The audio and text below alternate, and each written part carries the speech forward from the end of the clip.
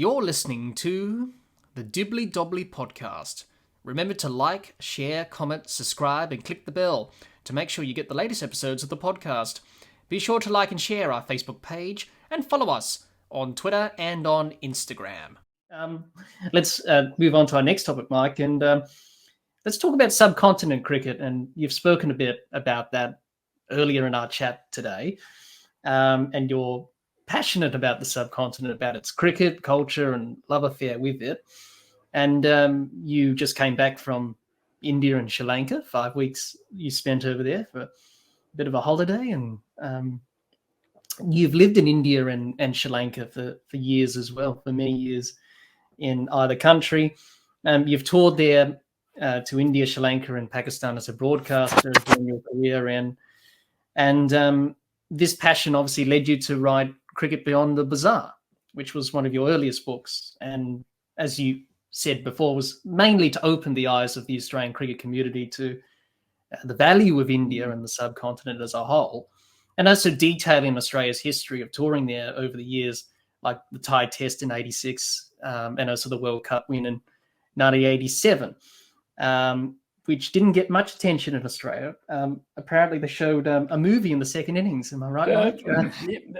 Yes, Natasha Kinski in what was it called? I can't even remember what it's called now. Yes, that was an outrage, absolute outrage. Yeah. But they're very passionate about their cricket in the subcontinent, Mike. They worship their players like gods, sort of, in a way. Very different to how we see cricketers in Australia. You know, if you see Pat Cummins on the street, you go up to Pat and say, "Can I have a photo with you?" Whereas in India, there's a lot of people that crowd, you know, their players like Tendulkar or Kohli, because they just love their cricket so much. And I went to an ODI in Adelaide Oval in 2018 when India came out that summer. And I felt like I was at the 1KD Stadium or something. Like the noise was unreal, the passion, experiencing that firsthand. So, Mike, why do you love the subcontinent so much? And you've already talked about it before, but why were you compelled to write Cricket Beyond the Bazaar? It's interesting that I've never felt out of place on the subcontinent. And I think that's my first tour was to Pakistan in 1982 with Kim Hughes's team, and it was a disastrous tour. He shouldn't have been captain anyway. Should have been Rod Marsh, but the cricket board didn't have the courage to appoint him then so soon after the World Series cricket revolution. Marsh was still seen as a rebel, so 82 there was more. I think our first game was in Multan, and I was staggered. There was more animal traffic than vehicle traffic on the roads of Multan, even in 1982. I mean, it was really a march back in time. It was extraordinary. But I've never, ever felt out of place in that part of the world, and got good friends there and enjoy returning there when I can. I don't know. Initially, I was an adopted child, Jack, and I thought that there might have been some link to that. I always sort of felt some sort of affinity for that part of the world. Whether I could have been linked to it or what, it turns out that I wasn't. If I had any, I don't know who my father was, but my mother I did track down quite recently, over the last 10 years, and she'd been adopted as well. So it was a pretty messy background, and but there was a New Zealand link there. Certainly not an Indian link. Perhaps I just was romanticizing. Perhaps that I was linked to Ramji or to the Nawab of Pataudi or someone. But I don't know. I've just always felt comfortable there, and I'm sure it's got something to do with the spirituality of the place, particularly in Sri Lanka as a Buddhist country. There's a quietness and about it. And you don't often use the word quietness too much about the subcontinent because of just the weight of numbers is just so formidable.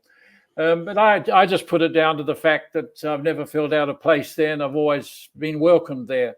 And certainly from a journalistic point of view, it's given me so much joy, so much rich material to write about in that part of the world, and so many dramatic stories.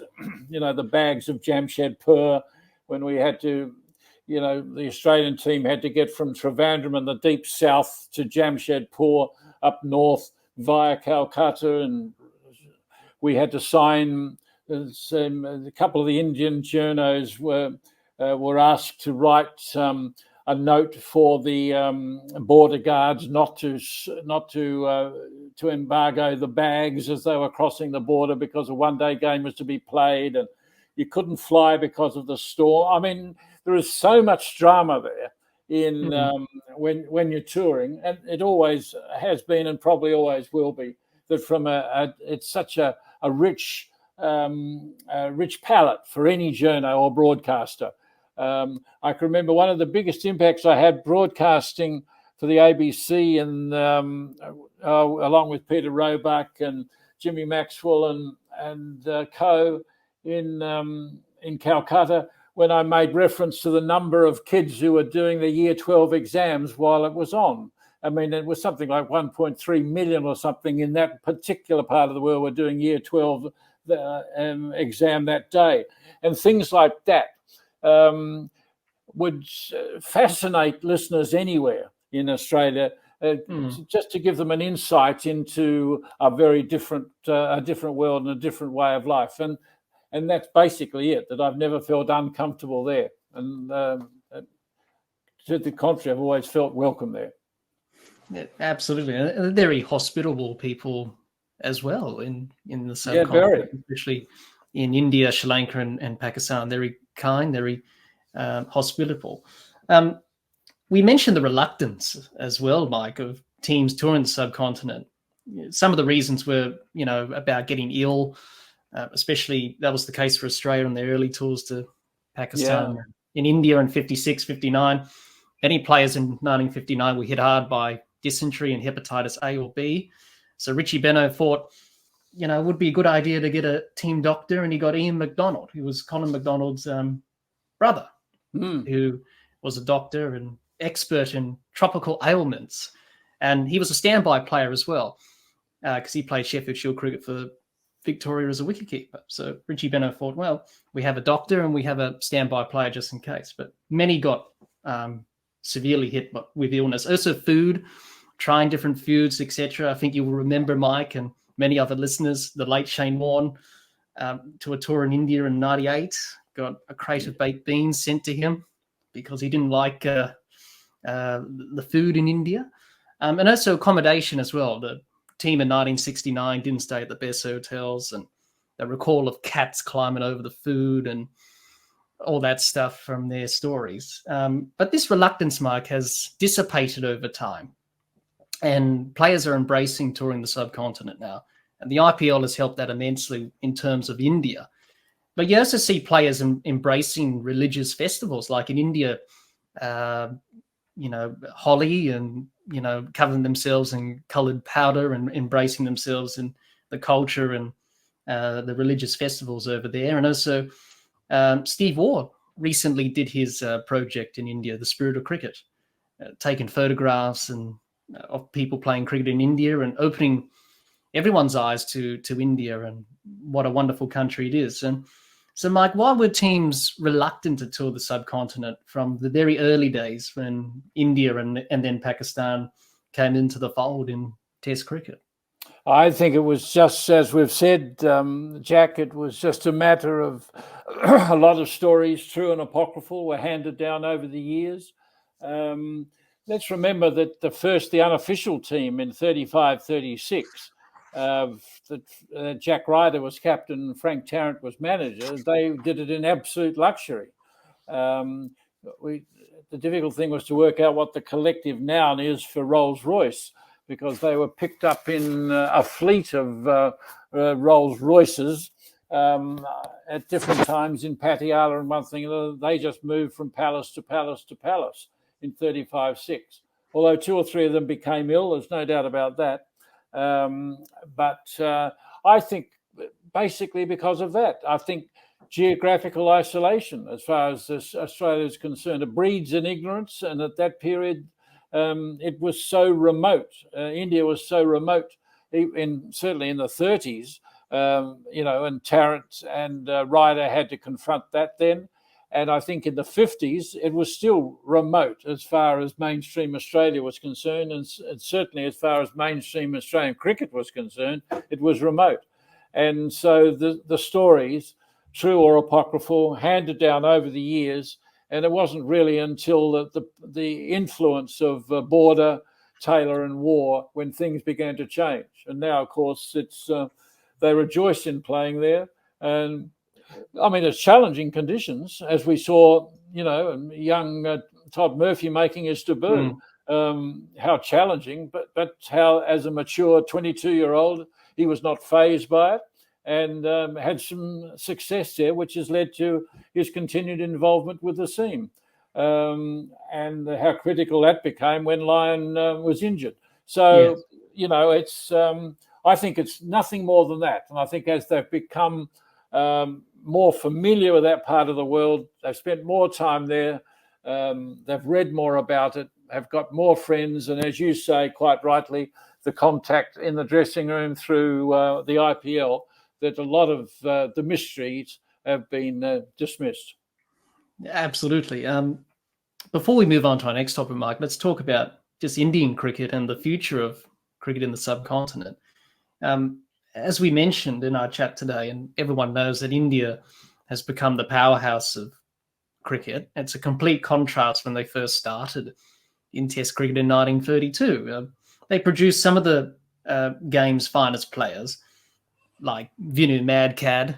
Sadly, his name gets tarnished with that controversial dismissal, but he was a fine cricketer himself. And then you have Bishan Bedi, who was a very good spinner for India. And then Sunil Gavaskar, Sachin Tendulkar, you had Rahul Dravid, Anil Kumble, and obviously Kapil Dev, just to name a few.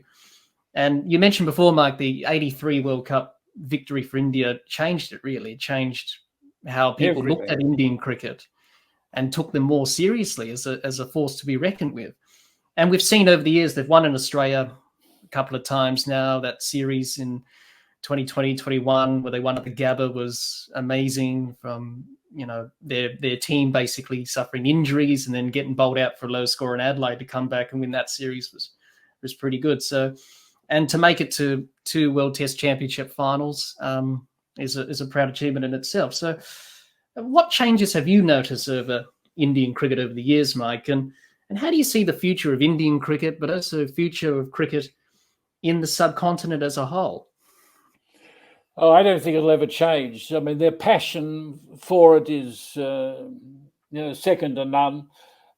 It's one of the languages. I mean, there's sort of 15 major languages spoken in India every day, and hundreds of other dialects and one thing or other.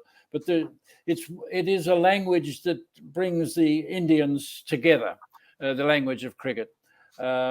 The same in Pakistan. I think, if anything, the Pakistanis might be marginally more passionate than the Indians. And it's going to be interesting in the World Cup when India play Pakistan again, because it's a rare event because of history and politics. But it'll certainly be one to be watching. It's always it's an event with ramifications far beyond the boundary. So, no, I think the game is assured. I can't think of his name off the top, but the new opening batsman for India that went to the West Indies recently, the boy who was a 12-year-old. Jaiswal. Yeah. What he was selling little bits of puris from a cart on the side of the road as a kid. And now he's a millionaire through he's come from nothing to something. And so that is one of the positives of the short form of the game. It does provide kids with an opportunity that would never have been there before. That I accept and understand. I don't. One thing, Jack, that I don't mind. I don't mind if the short form is prosperous. What I don't like about it is that it tends to monopolise the conversation of the game. If we're talking only T20, we're talking only money, and we're talking the pecking order. I mean, tennis and golf historically have always had, such and such Federer, Switzerland, worth $7.7 trillion or whatever it might be. The same in golf. But cricket has never had that until IPL. And that has changed the mood, the conversation of the game to a large degree. We'll now talk about, somebody like Cameron Green from Perth, who was on 3.7 million for such and such a franchise. And of course, all the Indian franchises are now beginning to own all of a franchise. They own them all, I think, in South Africa. And it'll be only a matter of time before they own franchises in Australia. So, okay, they've got the power. But that's what worries me from a traditionalist point of view, and somebody who cares about the game's history and the value and the virtues of the traditional game, is that one day T20 just monopolises the conversation of the game. And I think that can be very, very dangerous. If we can't think beyond the checkbook and the rankings and what they're earning, and we pay no attention to what the game in essence stands for and what it has meant over so many years, well, we're in trouble. So it'll be interesting to see what the future holds for Indian cricket going forward. But I think we can already see that a little bit now with the IPL and the way that T20 cricket is. Well, as I said about the redevelopment of the ground at Chittabharam Stadium, which you'll see when Australia play India in the World Cup. I mean, it is a magnificent ground, and that's all come from, and that money will continue to flow. I would like to see the Indian Cricket Board perhaps put a little bit into the wider community, into education, into health and other issues, now that there's so much money flowing. Yes, absolutely. For our next topic. Hi, everyone. I hope you enjoyed hearing Mike and I discuss subcontinent cricket.